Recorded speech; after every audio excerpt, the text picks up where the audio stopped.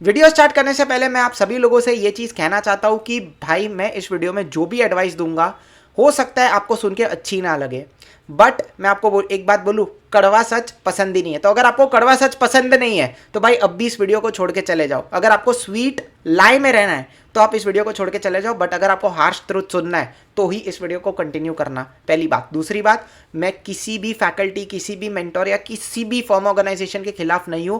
मैं सबकी दिल से रिस्पेक्ट कर रहा हूं। मैं एक चीज़ आपको पहले ही बोल देता हूं कि इस वीडियो में मैं जो भी एडवाइसेस दूंगा वो मेरे पर्सनल एक्सपीरियंस के हिसाब से होगी, एंड मैं कहीं पे भी इस चीज़ की गारंटी नहीं देता कि ये हर केस में सही होगा। मेजॉरिटी केसेस में यही चीज़ सही है, बट हर एक केस में यही चीज़ सही होगी, मैं इस चीज़ की गारंटी नहीं देता हूँ। चलो अब वीडियो में स्टार्ट करते हैं, एंड स्टार्ट ही मैं हाथ जोड़ के करता हूँ। एक मिनट, ये थोड़ा ऊपर हो गया। स्टार्ट ही मैं हाथ जोड़ के करता हूँ। डियर सीए स्टूडेंट्स, फिर चाहे आप फाउंडेशन में हो, इंटर में हो, फाइनल में हो, प्लीज़ ये गलतियाँ करना बंद करो यार। It is costing you and your career. सबसे पहले तो सीए फाउंडेशन और इंटरमीडिएट में आपका जो अप्रोच रहता है ना, नंबर 1 पॉइंट आपको यहाँ पे दिख रहा है, ऊपर ऊपर लेफ्ट साइड वाले में ऊपर आपको दिख रहा है लमसम अप्रोच ऑफ स्टडिंग। बस उसी पॉइंट से मैं अपना डिस्कशन स्टार्ट करूंगा। भाई साहब, ये मुझे समझ में नहीं आता कौन महान लोग हैं जो ये बोलते हैं कि एग्जाम के 1.5 महीने पहले ही तुम बुक उठा के पढ़ लोगे ना तो तुम्हारा क्लियर हो जाएगा। चलो एक बार के लिए मान लिया सीए फाउंडेशन में ये पॉसिबल है, मुझे समझ में नहीं आता ये सीए इंटर में कैसे पॉसिबल है कि कोई 1.5 महीने एग्जाम के 1.5 महीने पहले बुक खोल के पढ़ रहा है और उसका क्लियर हो रहा है। ये सब झांसे में नहीं आने का। भाई सीए में वही पास होते हैं जो शुरुआत से मेहनत करते हैं। जुगाड़ जरूरी है, मैं मना नहीं कर रहा हूं, बट भाई टाइम तो चाहिए ना पढ़ने के लिए। इंस्टीट्यूट जब पेपर सेट करता है तब वो कंसेप्चुअल क्लैरिटी टेस्ट करता है। वो इंस्टीट्यूट के क्वेश्चन आपके कंसेप्ट की डेप्थनेस पे होंगे। आप बीकॉम के एग्जाम की तरह या कि कोई स्कूल कॉलेज के एग्जाम की तरह ऊपर ऊपर से पढ़ के चले जाओगे तो क्लियर नहीं होगा भाई, सीधी बात है। आपको थोड़ा शुरुआत से एफर्ट डालना पड़ेगा, और यही हार्श ट्रूथ है मेरे भाई। ठीक है, अगर आपको अच्छे मार्क्स से पास होना है तो। ठीक है, दूसरी चीज, ये भाई ब्लेम गेम स्टॉप कर दो। आपका रिजल्ट अगर नेगेटिव आता है, मुझे एक बात बताओ, किसी और का क्या जा रहा है? आपका रिजल्ट नेगेटिव आ रहा है, उससे किसी और का क्या जा रहा है? तो किसी और पे नाम डाल के आपको कुछ फायदा मिल रहा है? ऐसा हो रहा है कि अगर जिसने मेरे को एडवाइस दी थी कि मैं सीए इससे इससे करूं, मैंने उस क्लास से किया, मेरे को नहीं समझ में आया, तो क्या वो बंदा उसकी रिस्पॉन्सिबिलिटी लेगा या मेरी रिस्पॉन्सिबिलिटी है? क्योंकि मेरा रिजल्ट है, ऑफकोर्स मेरा रिजल्ट है, मेरी रिस्पॉन्सिबिलिटी है। समझ में आ रही है बात? तो चाहे कोई कितना भी एडवाइस करने की आपको कोशिश करे, भाई साहब you have to use your mind, और आपको पहले से ही सतर्क होकर चलना है ताकि बाद में ऐसी नौबत ही नहीं आए कि आप खुद को या किसी और को ब्लेम करने उतरो। तो ये ब्लेम गेम बंद करो, खुद पे इस चीज की रिस्पॉन्सिबिलिटी लो, एक्सेप्ट करो और आगे सुधार करो अगर नेगेटिव रिजल्ट अब तक आया है तो।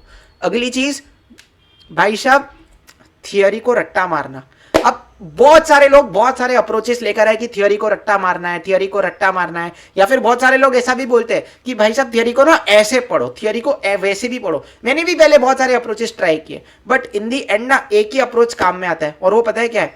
भाई साहब क्रिएट एन इमेज। लॉ का कोई सेक्शन पढ़ रहे हो, ऑडिट का कोई सेक्शन पढ़ रहे हो, भाई साहब दिमाग में चित्र बनाओ कि चल क्या रहा है कंपनी में। मैं बोलता हूं कि ऑडिटर जब, जैसे मैं बोलता हूं कि ऑडिटर जब कैजुअली वेकेट हो जाता है, उसका टर्म खत्म हो जाता है, उसमें 5 साल का समझो कूलिंग पीरियड लग जाता है। तुमको इमेजिन करना पड़ेगा कि हाँ भाई ऐसे ऑडिटर ऑफिस से उठ के जा रहे हैं, 5 साल तक ऑडिटर घर पे बैठा है और 5 साल तक कंपनी में दूसरा ऑडिटर आके बैठा है जो नया नया अपॉइंट हुआ होगा जनरल मीटिंग में। समझ रहे हो? ये इमेज जब तक माइंड में नहीं बनाओगे, ना सेक्शन समझ में आएगा, ना सेक्शन आगे चल के याद रहेगा। Similarly standards of auditing, risk assessment procedures के वो सारे पॉइंट्स अपन याद करते हैं, कभी इमेज बना के या समझने की कोशिश की है? कभी इमेज बना के समझने की कोशिश की है कि हाँ मेरे को ये चेक करना चाहिए? जैसे अभी समझो ये कंपनी है तो इसके लिए रिस्क असेसमेंट प्रोसीजर में मुझे ये चीजें चेक करनी चाहिए, तो इसमें क्या हो सकता है, उसमें क्या हो सकता है? नहीं, बस रट्टा मारने निकल गए अपन। तो कैसे लॉन्ग टर्म में सेक्शन रिटेन्ड होगा जब आप उसको दिमाग में इमेज बनाए बिना याद कर रहे हो? जो लोग कहते हैं ना थियरी रिटेन नहीं होती, भाई साहब यही बेस्ट सोल्यूशन है। थोड़ा इमेज बनाओ दिमाग में, फिर देखो कैसे रिटेन नहीं होता। एंड ऑफ कोर्स रिविजन्स तो है ही। और अंतिम चीज, नो चीप टैक्टिकल कंटेंट। भाई जो मैटर करता है वही देखना है, और इसका ना कहीं तुम्हारे ब्लेम गेम वाले पॉइंट के साथ भी रिलेशनशिप है।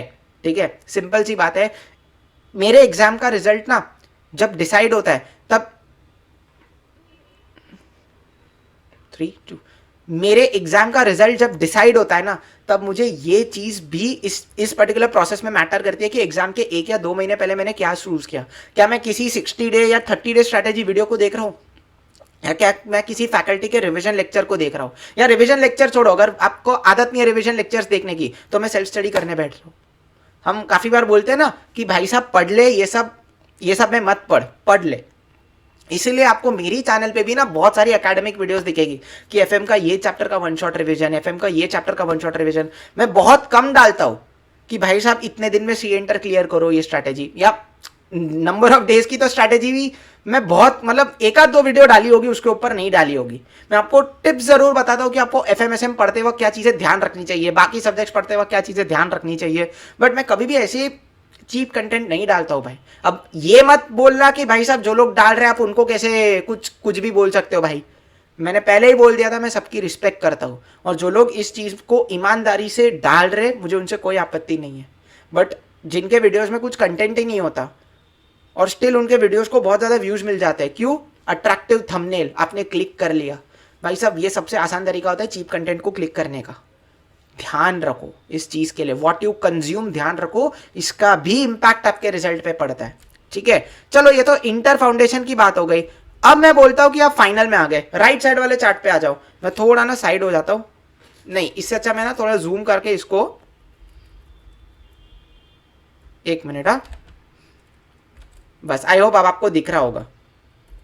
हाँ आई होप अब आपको दिख रहा होगा। तो भाई देखो, जब आप फाइनल सीए में आ जाते हो, मैं आपको एक बात बोलूं, जो इंटर सीए में आपने पहले इंटर और फाउंडेशन वाले सीए के प्रिपरेशन में हमने पहले 4 पॉइंट कवर किए, वो तो आई जाएंगे। सबसे पहले आर्टिकलशिप कहाँ से करनी है भाई। आजकल तो ऐसा ट्रेंड बन गया है कि अगर बच्चा बिग 4 से आर्टिकलशिप नहीं कर रहा है, पाप है। बच्चा बिग 4 से आर्टिकलशिप नहीं कर रहा है मतलब ये तो पाप है भाई। किसने किस किताब में बोल दिया कि जो बिग 4 से आर्टिकलशिप करता है वही सक्सेसफुल सीए बनता है? लाके दो मेरे को, कौन सी किताब में लिखा है ये चीज? किसी किताब में नहीं लिखा है मेरे भाई। मैं ये नहीं बोल रहा हूँ कि बिग 4 में आर्टिकलशिप मत करो, once again don't get me otherwise. मैं ये बिल्कुल भी नहीं बोल रहा हूँ कि बिग 4 से आर्टिकलशिप मत करो, बट प्रॉब्लम क्या होता है, बहुत लोग ना बिग 4 में आर्टिकलशिप ले तो लेते, बट उनसे फिर उनका एग्जाम कब आ जाता है सीए फाइनल का उनको पता ही नहीं चलता। क्यों? सारा दिन काम कर रहे, पढ़ाई के लिए समय ही नहीं मिला। ऐसा नहीं होना चाहिए। Once again exceptions are everywhere. कुछ लोग हैं जो बिग 4 में वर्क करने के बाद भी पढ़ाई के लिए टाइम निकाल लेते हैं, वंस अगेन मुझे उनसे कोई आपत्ति नहीं है। दूसरी चीज भाई, SPOM सेट ए और सेट बी, बहुत लोग बोलेंगे अबे हमने तो 2 दिन में पढ़ के निकाल लिया, 3 दिन में पढ़ के निकाल लिया। मैं वैसे भी पहले भी इस वीडियो मतलब पहले भी किसी एक वीडियो पे बात कर चुका हूं मैं कि भाई सेट ए सेट बी को शिद्दत से पढ़ो। इसका रेलिवेंस सिर्फ SPOM तक नहीं है। पेपर नंबर 6 दोगे सीए फाइनल का, इंटीग्रेटेड बिजनेस सॉल्यूशंस, उसमें डिस्क्रिप्टिव क्वेश्चन दिए आएंगे। अब ये मत बोलना कि भैया हम तो तब ढूंढ के निकाल लेंगे आंसर। भाई साहब जो शिद्दत से पढ़ के भी गए हैं ना SPOM के पेपर्स, उनसे तक पूरा पेपर 4 घंटे में खत्म नहीं हो रहा है। पूछ के देख लो कितनों से खत्म हो रहा है, कितनों से खत्म नहीं हो रहा है, सारी सच्चाई सामने आ जाएगी। सॉरी अगर मेरी लैंग्वेज आपको थोड़ी सी हार्श लग रही है, मैंने पहले ही बोला था, बट भाई साहब जो सच है वो तो बोलना पड़ेगा। थोड़ा समय लो, शांति से और शिद्दत से पढ़ो, ठीक है। Please don't play with your careers.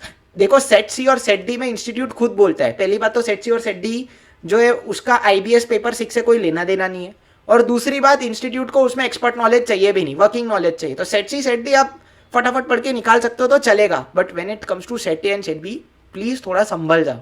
At least give 1.5 months time. ऐसे 2-3 दिन पे पढ़ के मत निकालो यार।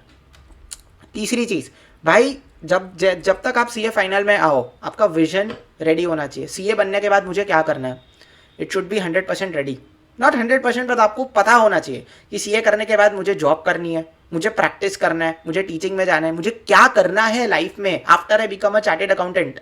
अब कुछ सोचो, आप सीए फाइनल में आ गए हो और आपको भी नहीं पता कि आपको सीए बनने के बाद करना क्या है, when you are just 1 exam away from achieving your dream degree, जबकि आपको पता ही नहीं है कि ड्रीम डिग्री अचीव करने के बाद जिंदगी में करना क्या है। फिर भाई प्रॉब्लम तो है ना। चलो ठीक है, तो this were all the points. मैं आपको वंस अगेन एक चीज बताना चाहता हूं भाई कि मेरा किसी से कोई भी दुश्मनी नहीं है भाई। एज अ मेंटोर मुझे जो सच लगा मैंने आपको बोला है, एंड वंस अगेन ये 100% केसेस में करेक्ट हो ऐसा भी जरूरी नहीं है। एंड इन दी एंड मैं एक ही चीज़ कहूँगा, it is all upon you, आप इसे कैसे फॉलो करते हैं, मेरा काम था कहना. And once again I am really sorry अगर आपको मेरी लैंग्वेज हार्श लगी हो तो. Alright, so this your mentor Dev Shah signing off for tonight. Thank you so much guys, take care, keep studying and bye bye.